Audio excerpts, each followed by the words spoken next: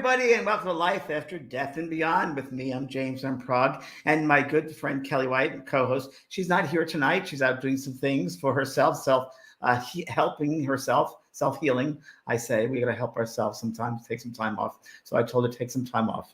But I just wanted to welcome all of you. And, you know, I got to tell you that one of the wonderful parts of doing this podcast is that you get to see old friends you've known for a long time. And tonight's show, we always say it's special, but tonight's very special because I've known the guests tonight for many years, and they are some of the top healers in the world. And I'm going to introduce them right away. So we have Donna Eden and David Feinstein. Please welcome aboard. Hello, you guys. Hello. And welcome to the show. Welcome to the podcast. Thank you, James. And I'm going to read a little bit of the biography. It's a long biography, so I'm going to put both you guys together, Donna and David, two of the world's most prominent healers, energy healers, I'm going to tell you. Most sought out. And this is a little older bio, you guys. I know that, but because you've done a lot since, but general. And we'll talk about stuff. Most joyous and most authoritative spokespeople in energy medicine.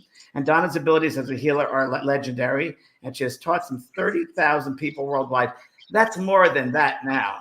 Yes, there is. That's a really old bio. That's an old one. I know. It's really for a million. It's more than 100,000 now. Yeah, for sure. I mean, energy medicine was like the really big book that put you on the top, right? Energy medicine. Right. Yeah. Originally 10 languages. Now it must be in 50 different languages all over the world. 75. When did that book come out? Energy medicine. 1999. 1999. Mine came out in 1997. So very similar timing on that. Yes. And your latest book, which is phenomenal, everybody. And we had to have these kids on because tapping self-healing with the transformative power of energy psychology. There it is. Dave's holding it up. It's pretty fabulous. And I know you've heard a lot about tapping, but these guys come a whole different perspective. And Donna, can you tell us a little bit about your background from when you heard from yourself? And then Dave, you tell us about your background. Where did you get started? When did you realize you had this ability of sensing, feeling, knowing energy, and so forth? Well, when I was about 30 to 31, I knew I had to heal myself from multiple sclerosis. And because I was much of the time in a wheelchair at that time, and I was told I'd never get out, and I had 5 different specialists confer with me and say that, I was also given sort of a death sentence by it because all my organs were breaking down. And at 27, I had a heart attack. Wow. But every one of them, these great specialists said there's nothing they could do for me. So I thought, well, I'll just have to heal myself then. That's what I thought. And so that's really what I did. I started experimenting on myself because I had 2 little girls and I wanted to raise them. I didn't want anybody else raising those girls. And so every day after they went to school, I'd start working on myself. And, I eventually got... How did you start working on yourself? Well, the very first thing I did was I put one hand at the top of my leg and the other around my knee, because that was the area, those quadriceps. There was no energy in them at all. And that's where I absolutely knew I couldn't walk. I couldn't lift my legs, anything. But I found it only took about 3 minutes for that energy to connect. And I thought, this is going to be Was it visual? Was it a sense of feeling? Was it inner knowingness? No, I used my hands. And I just laid them there and I waited and I just started seeing that it was starting to move and go across and inside my legs, and I was feeling it, and I just got so excited. And when it's funny, I was healed in steps, because the first thing that went away was my allergies. I was so allergic to things that they went away, and suddenly I could eat things I could never eat before. And then my asthma went away. And the last was my multiple sclerosis. And there's a lot of experimenting. It took about 2 years before you were pretty symptom free. But I think you should also say that you, from early childhood, could see energy. You could see it. You're clairvoyant. You can see energy. Yeah. But How did you see energy as a child? Well, I always saw it, and I thought that every human being on the planet saw it. I saw colors, I saw shapes, I saw everything. I saw everything. And And so, but I never used it as a healing thing until I had to get well. And then once I was well, I wanted to run down the street and grab anybody I saw and say, "You can get well too. There are things you can do for yourself, and let me show you." And that's how it all began. But specifically, you were interested in people where the Western medicine had given up on. Yeah, yeah. And eventually, even in the town, here I am in Ashland. Back then, we left town 25 years ago, but back in those days, doctors would send me patients that they were having no luck with. And yeah, I was a last ditch effort person. What do you think, Donna? What do you think the number one reason is that people don't, what can I say, aren't open to receiving healing or obstruction? What is the number one obstruction? Well, I've never thought about that question before, believe me. I know, I didn't either, but I thought I would just, it's just. But what I think is that I think we are too indoctrinated that Western medicine has the answers. Yeah. And so we are supposed to go and either get surgery or take their pharmaceuticals or something like that, which is, that's the other thing. I could have never taken pharmaceuticals, so I had to figure out other ways. And it's been an absolute joy to be in this work. I mean, I love it so much. And I've seen real miracles with people. You personify the healing energy. You just do that vibration. And did you feel the vibration shift, the frequency Yes. shift? Okay. And has it changed over the years? Has that frequency changed or gotten more or stayed steady? Oh, the frequency always changes. You know, it always changes. And depending I'm going on right at it. I just, these questions. They're curious questions, and you guys would know about this more. Well, yeah, it really does. And it isn't at all that suddenly you're going to be perfect for the rest of your life. Things will constantly come up, but then there's something you can do about it. You're not stuck. And I mean, I like getting older, and that's one of the best things when you know how to work with the energies in your own body. Getting older is a privilege, and it's great. It's great. One of the things I have a hard time with in my work, and you've seen me as a medium, it's fine. I can talk to dead people, no problem. One of the hard parts for me is I see people's possibilities and they don't see it for themselves. And that's difficult. Yeah. And don't you guys run into that when you want this person has a potential for healing, but they're holding themselves back in some way? Yeah, I certainly do. And I also, something that has been an issue for me is that, gosh, I just see people as so good and wonderful and so amazing, and they often don't see themselves as that. Same, exactly.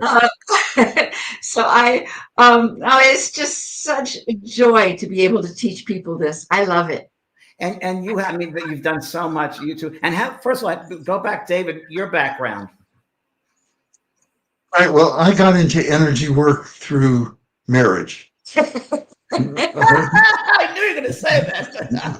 But was there any interest in that at all? Or was it when you met Donna and your whole world opened up in a different way? Because you're a little bit more left brain than Donna and I. We're a little more right brain, I guess, because you're always. I just come from my first job after my PhD, which was at Johns Hopkins in the medical school. And I was there for 7 years. And I had started on the West Coast, and I always wanted to come back. So I came back, and I met Donna within 6 months, and that was 47 years ago. Wow. And, yeah. And where did you meet each other? College or outside of? Mm-hmm.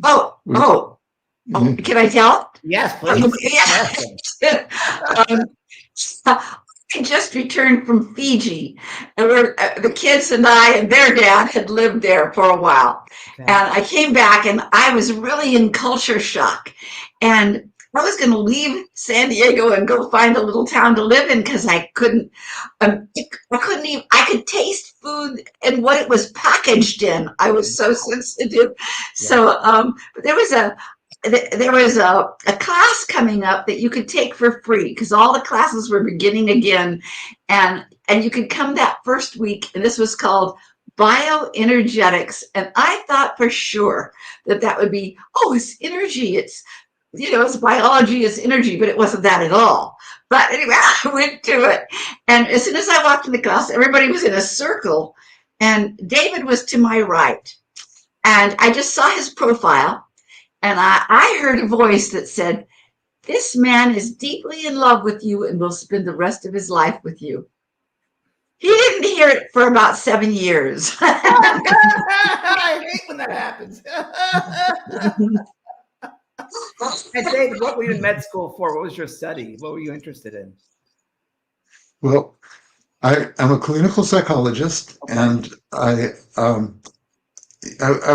was always had one foot in the kind of spiritual world. In that my dad was a theosophist, and that influenced me very deeply, Blavatsky's work. So I had that, but in my professional life, I was a psychologist, and I was at the top department of psychiatry in the country at the time was at Johns Hopkins, and so it was pretty straight, pretty much followed a conventional form of therapy. So I was kind of working with both, but then when I moved to San Diego, it was I took a job at that time I was a senior clinical psychologist for San Diego County Mental Health Services, and I was and 6 months into having returned, I met Donna.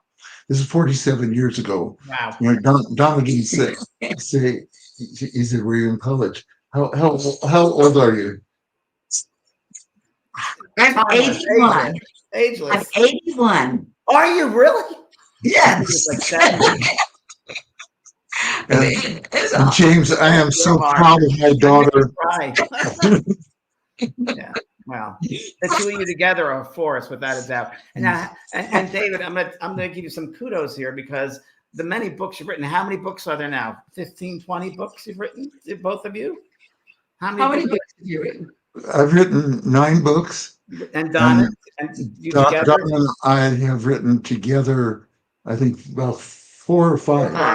Yeah, 5 books. Because I know your books, and I know when I see the ones together with you, and I swear to you, David, your sprinklings of your voice come through. It really does. Because I know Donna, that right brain, and I know you the left brain, and I just see it, and it's really a beautiful marriage, and literally in the words, in the authorship of your books, because you really can. I sense it, because I know you guys. And Donna, I want to go back to when we first met. That was in what year? 2000 and something early in those days, maybe 2007, 2006, something like that. And we met at Omega Institute in New York, and it was we met at a bed and breakfast. We were staying there because we were teaching at the campus, and we stayed at a B&B. And you guys were, I think, a little late. I mean, it was 7 o'clock or 8 o'clock at night, and I was waiting up for you. I'd never met you two, and I was waiting in a little dining area. Do you remember this? Yes, I do. And you came in, and Donna walked in first, and I looked at Donna, and Donna looked at me, and all we did was laugh. We laughed our asses off, if I could say. Remember David? And David comes in with the luggage. Do you remember that, David? Yeah. And then Donna, I'm going to tell you something that you did. You don't remember what you showed. You showed me something that night. And it was hysterical, but it was real. Are you ready? Yeah. You had a banana. You did something with a banana. Do you remember that? Banana. You said, "Watch this." And I forget what you did, but you showed something with energy with the banana. Oh, maybe I energy tested you. Did I do that? Yes. I was blown away. Yeah. And I'd never met the joyful person that you are. I'd never had, to that point, had the vibration, the buoyancy of that joyfulness. I rarely have met people like that. I'm like, oh my God, I know this person. I know this energy. And Dave was taking a look and like, and that was great. That was wonderful. And you've done such incredible. And tell everybody about your medicine, your online, the institute. You have the Energy Institute, and your work there too, because that's important. Tell you about what? Yeah, you tell us. David, about your online, the Eden method. Yeah, so over the last 45 years, I'd say, we started working together, and we what happened was that when I moved to San Diego and met Donna, And I was, kind of in the left brain world of Right. medical school, and Donna was talking about these energies that I've never heard of this kind of energy. In my mind, energy has wavelengths, it has certain, you can measure it, and but it's not, she was saying these energies have consciousness. These energies are smart. These energies make decisions. These energies have memory. And I'm thinking, oh my God, what have I wound up with here? But there were other things I liked about her. I liked her laugh like you do. And so, but over time, what happened was that I was seeing people coming to her. We had, our offices were on opposite sides of an alley. There was an alley between us in Ashland, Oregon. And so people were coming to her from distances, and some of them had very serious illnesses. And she wasn't necessarily curing every cancer case, but people were getting better. They were feeling better. They were being empowered. Some of them were having miracle cures. And so I'm paying attention to that. And I'm saying, I don't know what she does, but she seems to be very good at it. And so I began to soften towards her work. And then people were asking her to write a book. And she was saying, I don't know how to write a book about this. It's so organic. It happens in the moment. I follow the energy. How do you write a book about that? But in my left brain way, I said, well, let's see what we can do. And so we went half time for 2 years. We cut our practices back to half time. And every day I would interview her, and I would try to understand how she thought, what she was up to, how she made choices, because it's not just that she's got such powerful healing energy, which she does. Yeah. She was teaching people how to heal themselves, how to work on themselves. So there was something more than just her magic that was happening in her work, because she'd see a person once and then maybe she couldn't see him again for 3 weeks. So she'd have them do homework in between. And in that homework, she had to have an understanding of the body's energy systems. Mm-hmm. And so over those 2 years, what I learned from her was that there are 9 energy systems that she sees, totally separate energy systems. Some of those have entered the language. So we all know about meridians. We all know about the aura. We all know about chakras, but others people have never heard of. Most people, triple warmer as an energy system. So so for 2 years, I'm kind of pulling this information from her and asking her really tough questions. And I get this insight that for as giddy and joyful as she is, Donna is actually very empirical. Empirical means it's based on observation and experimentation. So somebody's on her table and she can observe in ways I can. She can look at their body and see where the energies are blocked or where they're not flowing or where they're out of harmony. And then she'll do something, like she might run her hand over the meridian line and then to see what that did. So experiment, observe again. Okay, that didn't fix it.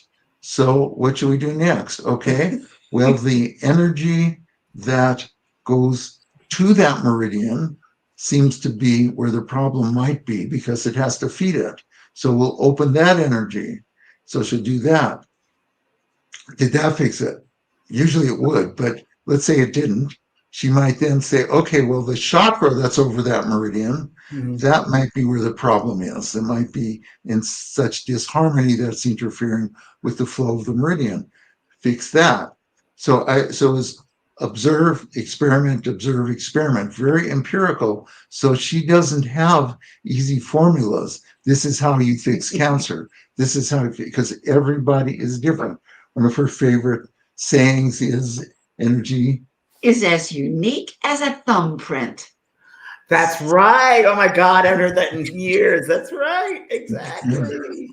So she had figured out a way to really work with everyone's different energy thumbprint. And that was very impressive to me. So then we managed to write the book that it's not actually in 50 languages, but it is in 21 languages. And we're very happy about that. And I bet there are languages you don't even know it's in. yeah, that's true. At this point, yeah. But it's around the world, and we get invitations from everywhere to teach. And so what we did was, after the book came out, the publisher sent us on a 6-city tour. To you go to Memphis and you do a bookstore, and then the next morning you're on an early morning TV show, and then you speak at some university, and then they send you to the next city. And so that was in 1999, the 6-city tour, and we're still on it, basically. Yes, yeah, you're still on it. You two work so hard. You do. Yeah. And the Eden method is online too. It's an online experience for people. Yeah. It's online too, but and the website you told people about.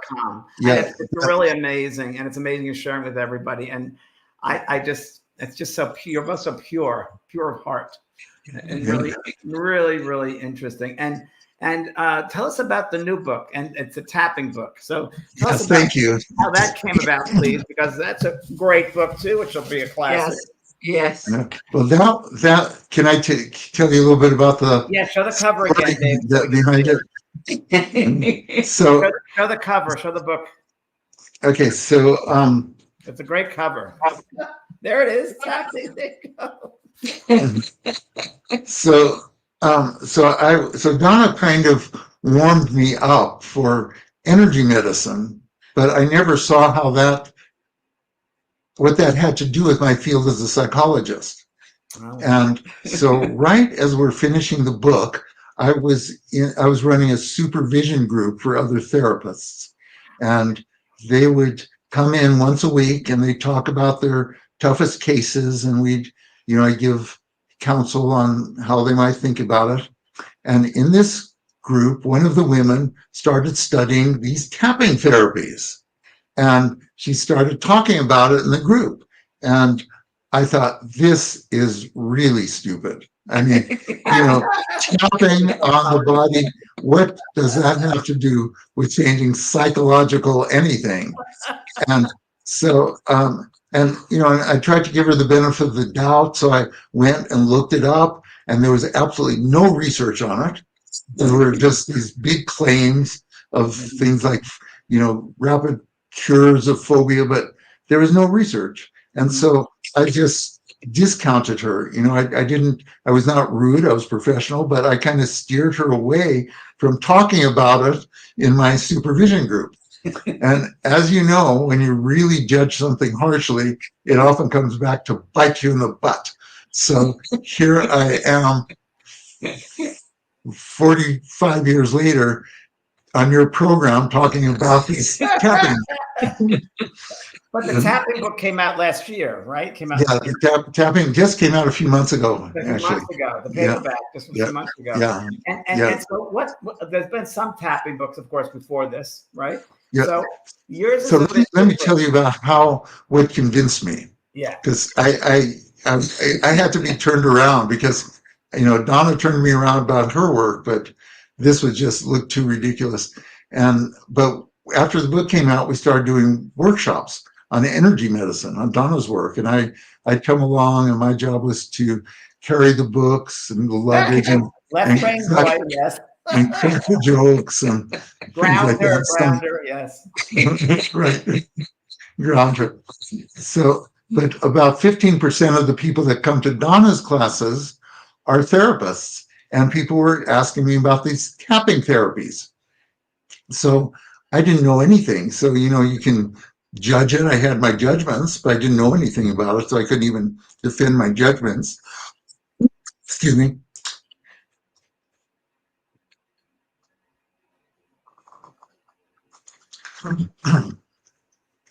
So after one of these weekend workshops, it was a Sunday, that ended at lunch, and one of the participants came up to me and said, I'm a psychologist, and our psychology group in our city meets on Sunday nights once a month, and we're meeting tonight, and we're going to be seeing a demonstration of this new tapping therapy, and I'd like to invite you to come as my guest.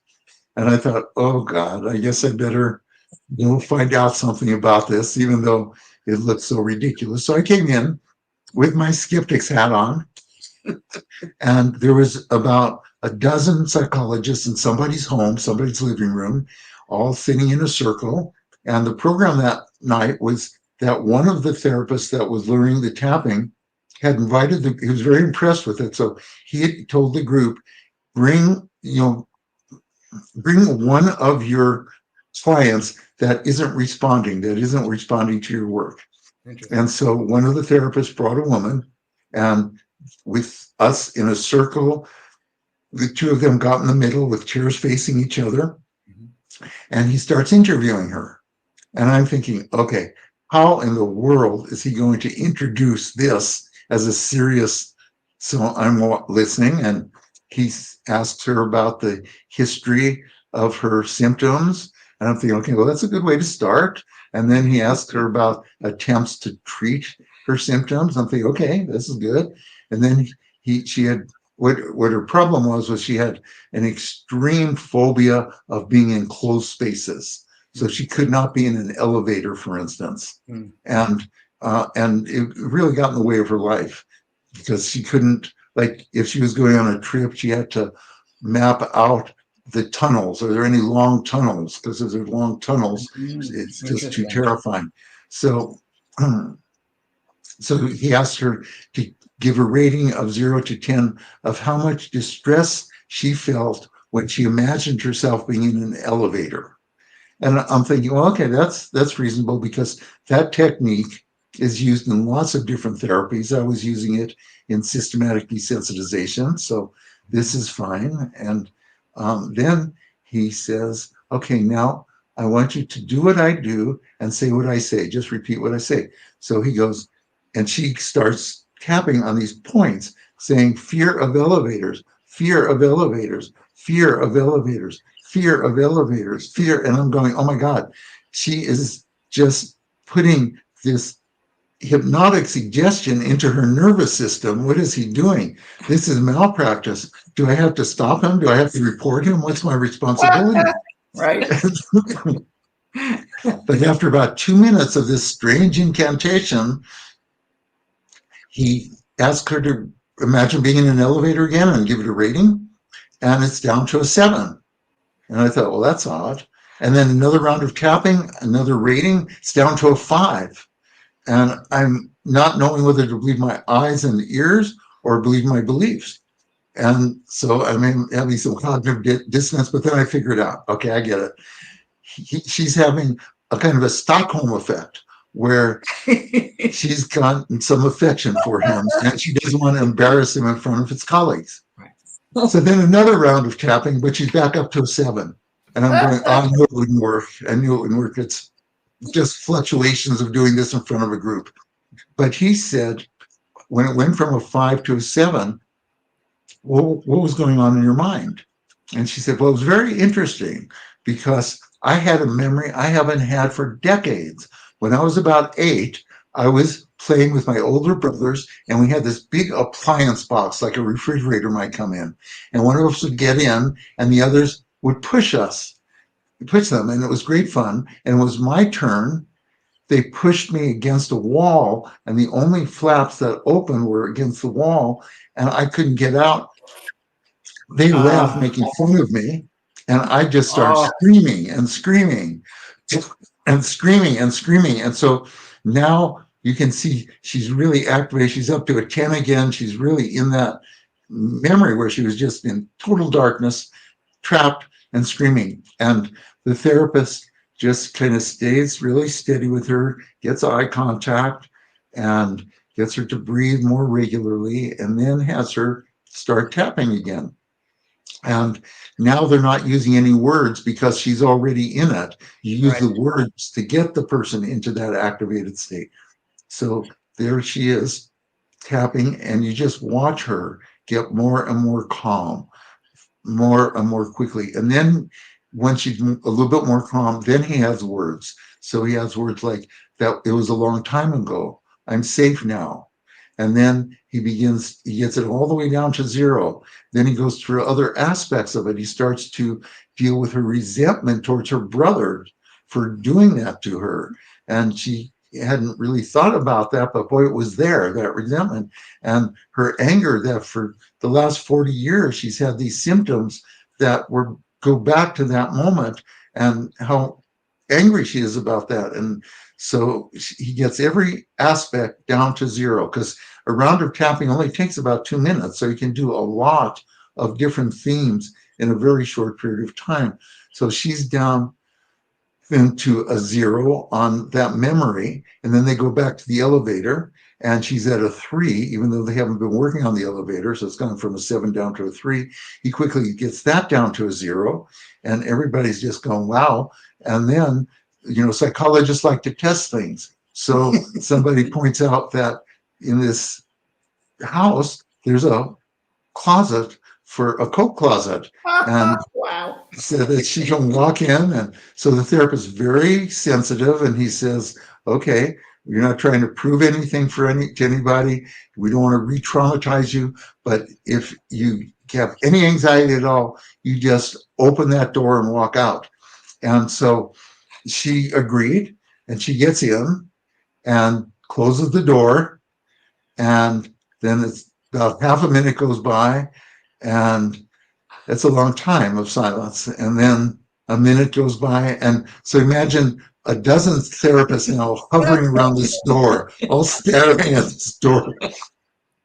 And then 2 minutes goes by, and I'm guessing it was about 3 minutes, but it felt like a very long time. And then finally the therapist knocks on the door and says, "Are you okay?" And she opens the door, and she is exuberant. She is going, "I have never had anything like this happen to me. I can't believe it." And she's just so everybody starts congratulating her, congratulating the therapist, except me. I'm sitting there saying, okay, David. I see what's going on. What's going on is this is a social psychology experiment to prove how gullible therapists can be. Of course. Because it's really hard to let go of our paradox. But it turned out that it was true. It really did happen that way. And in the years since then. How long ago was this? This was in 2002. Okay. So it was about 22 years ago. And in those 22 years. So, yeah. Yeah. Yeah, I was long with Donna. She prepped you. And, yeah. But I see it happen again and again. Now, often it requires more than one session, because if you're dealing with PTSD or long-term depression, or addictions. In the book you talk about that. In the book you talk about addictions can be healed, work with the tapping, addictions and traumas. You talk about psychological traumas. And yes, we did. How do you, is there different places to tap, or and Donna, is it opening up the channels, the meridians? How would you describe what's going on? Oh, well, when you tap, I see several things happen. I see a minute explosion after you tap. You see that, and then that energy starts to travel, and it always goes up to the brain along the meridian pathways. Right, and so what the book does is that it teaches people a one-size-fits-all set of tapping points, a dozen points that are going to get your meridian systems flowing, send signals to your brain that are necessary for healing. And so we don't vary the points. They used to, but what they found is that a dozen points can do the trick. So, like they used to have a different set of points for trauma, a different set for grief, a different set for anger. Yeah. But now they found that's not necessary. What matters is what you bring to mind. So that's where the real art is in doing this. And what we do in the book is that we start off simple for each chapter. So the chapter on anxiety, it starts out with simple fears, okay? And then it goes into anxiety, and then it goes into PTSD. So it goes, so the early part, people can do that completely on a self-help basis. They It's can a take on really, excuse me for themselves. interrupting you, but it's an easy book for everybody to start with. You've written it so well. It's like easy to understand, to relate to, no matter what your situation is in life. And you, like you say, you start off easily, but you can relate it to all different experiences. And I mean, it's so Yes. easy to Thank you. apply to your life, no matter who you are.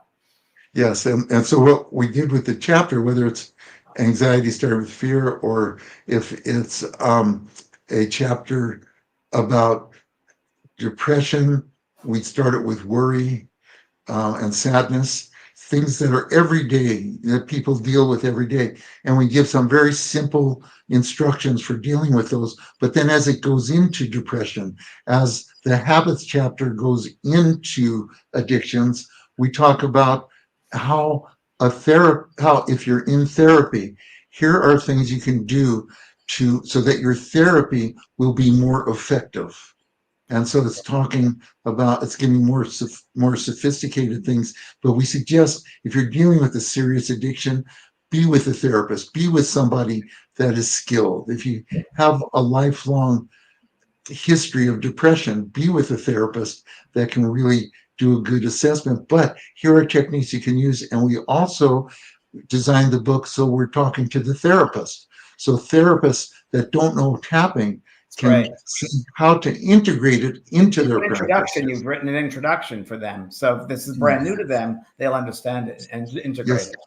And you Yeah. also have a workbook that goes along with it, which is pretty incredible. So there's a workbook for people as well.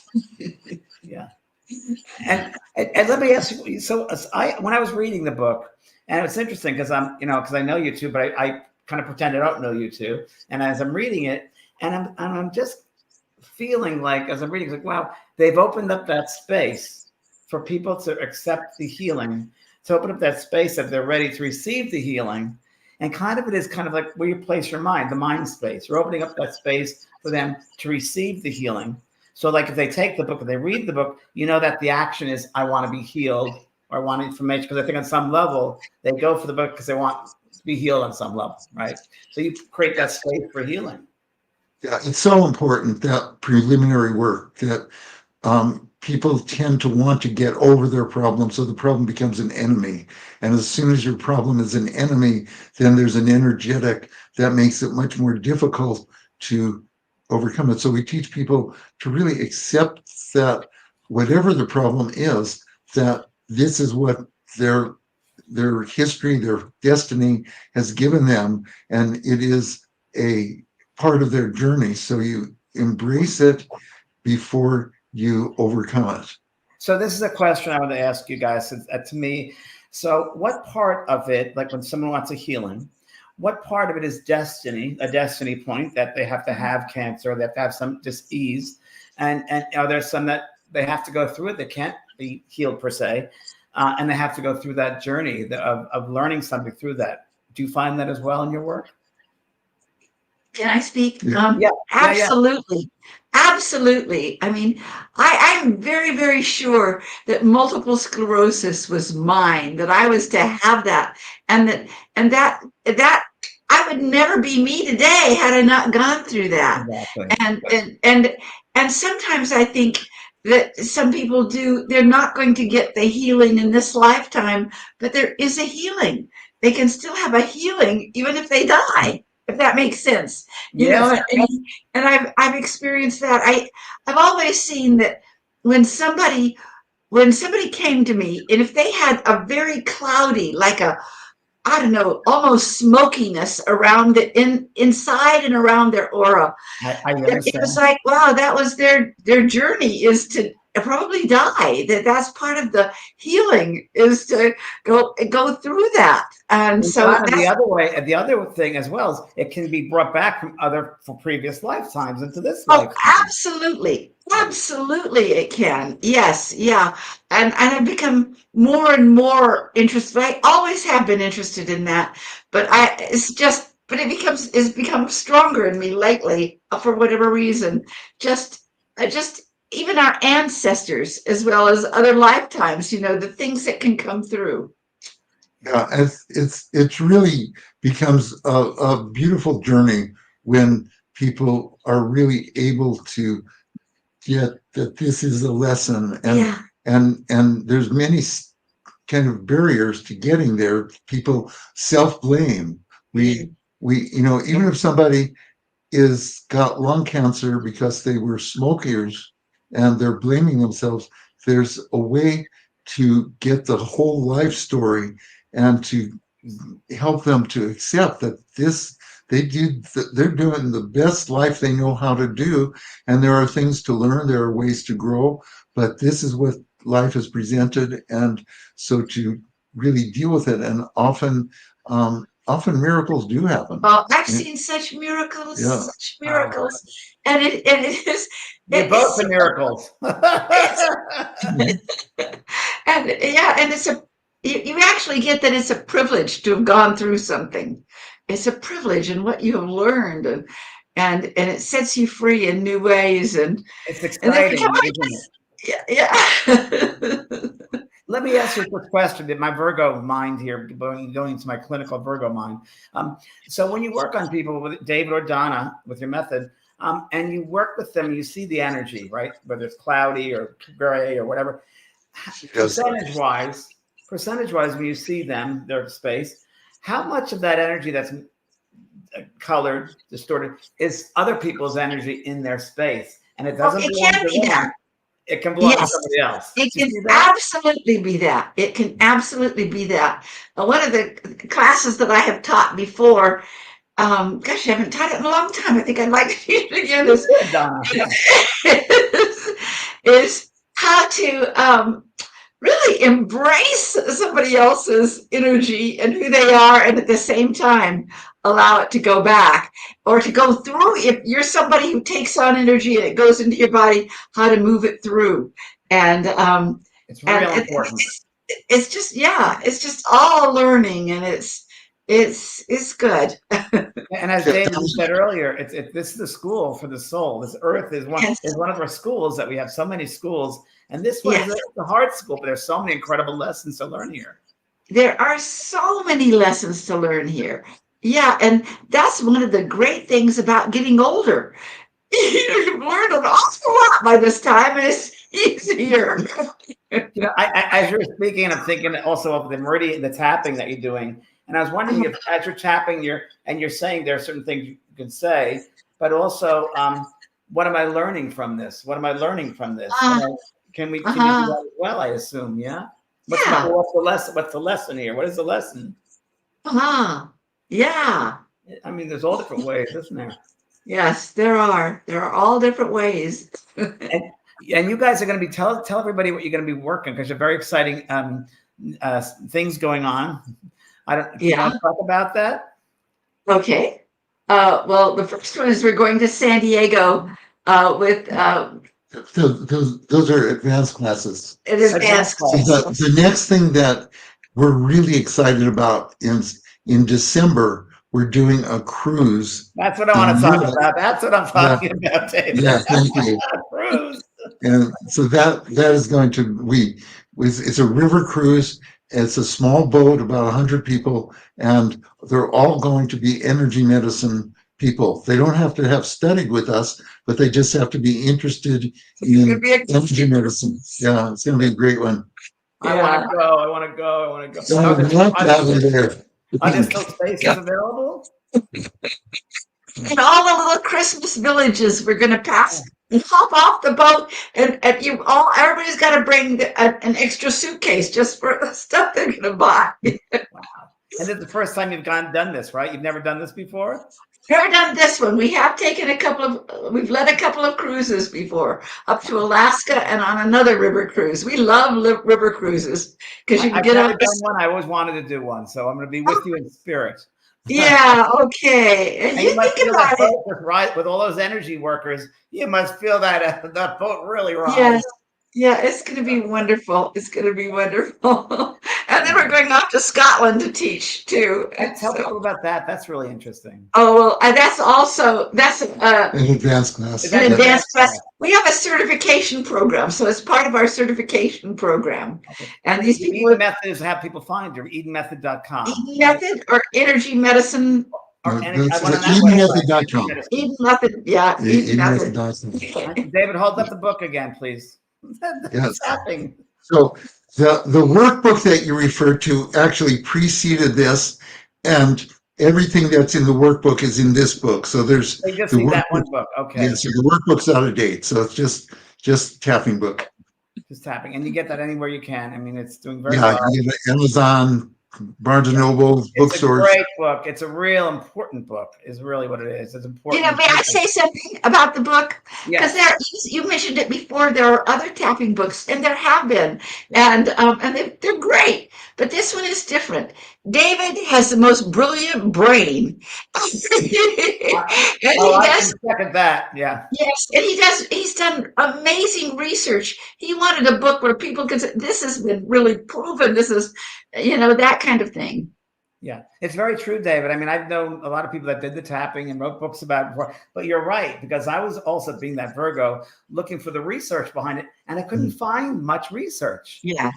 That's really important. That's a wonderful grounding information, because it's really important that people know that this is real. Energy is everything, and Yes. it's really important to open up those channels and open up that Yes, space. that's exactly right. Energy is all there is, and it'll change your life when you get into energy medicine, energy psychology. Remember when I said that in 2000 or 1998, there were 0 studies. Now there are more than 190 clinical trials, and just about every one of them shows it to be effective and to be fast and to be lasting.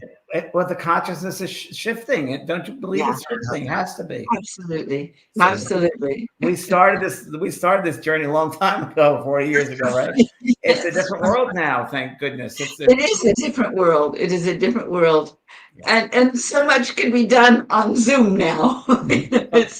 Here we are. And also, we had Greg Braden on a few weeks ago, and he was lovely. I've known Greg a long, long time. And he was going on about, we have to find that divinity within ourselves. And part of course, is that energy, that divinity, that God self. And I guess maybe sometimes that's why we come back here on this earth, to open up and learn. And what do you think? I'm interested in both of you, because when I talk about healing work, I think you first have to become aware. The first step in healing is being aware. What do you think? Yeah, to be aware of what's going on. Well, I'm going to counter that just a little bit. I mean, I think that's wonderful to be aware. But when I had my practice, and I had a practice for about 24 years, I used to love it when a skeptic would come in and he had no faith at all. First of all, he had to pay me unless it worked. So they were always happy to come in. And by the time they left, they were believers. It's like, it was wonderful to find out that the mind isn't, your thoughts and your feelings and everything isn't just up here, it's in every cell of your body. And to find out that energy could move and shift things that they didn't know could be shifted was really, really wonderful. It's pretty incredible. I don't know. Sometimes I think when those things happen, to me personally, it goes back to that. Oh, I know this stuff. Oh, this feels real to me. That's right.